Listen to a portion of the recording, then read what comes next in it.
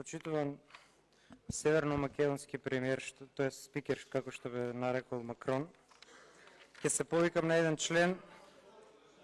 Не се слуша? Склучен сум? Се слуша. Добро, ќе се повикам на еден член на кој што до сега се немам повикано. Па сега не се слуша или... Значи, членот 236, председателе, одржување на редот во собранието, дека е работа на собранието, односно на посебна служба во собранието. Ставот 3 вели: носење оружје во зградата на собранието не е дозволено, освен за лицата овластени за одржување на редот во зградата на собранието. Тоа значи за овие момци кои се постојано секојдневно тука. Во теков на денов, за да илустрирам на граѓаните во каква атмосфера работат пратениците, видов 30-тина други, а не овие кои постојано не обезбедуваат, како се шетаат со видливи пиштоли на нив по ходниците, вклучувајќи не само призење, туку и први, втори, дури до трети кат кај мене.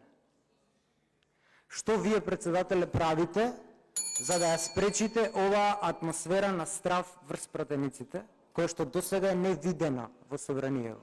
Јас не ги знам тие момци кои се, можеби се истите од Скендерберг, можеби се други, ама делуваат прилично агресивно, не носат ниту сако, како што носат овие други, делуваат прилично ноншалантно. Значи, кажете ми по кој член, по кој став пратениците во ходниците се должни да гледаат пиштоли на неидентификувани лица, согласно овие надлежности кои вие ги имате по членот 236 и согласно правилникот за внатрешен ред, кој што е понатаму разработен во упатството. Го најдов и упатството на поузава, членот 3 вели: во зградата на собранието е забрането внесување на огнено и друг вид оружје и муниција. Затоа барам објаснување по кој член од деловникот се пуштени лица со пиштоли во собранието, и тоа со видливи пиштоли, како каубојци да се шетаат. Дали е тоа намерно, тенденциозно, дали мислите дека плашите тинејџери нешто со тие пиштоли, дека вистински ли им се, плашливци ли им се? Значи, барам објаснување, бидејќи вие и службата сте надлежни за тоа. Ви благодарам.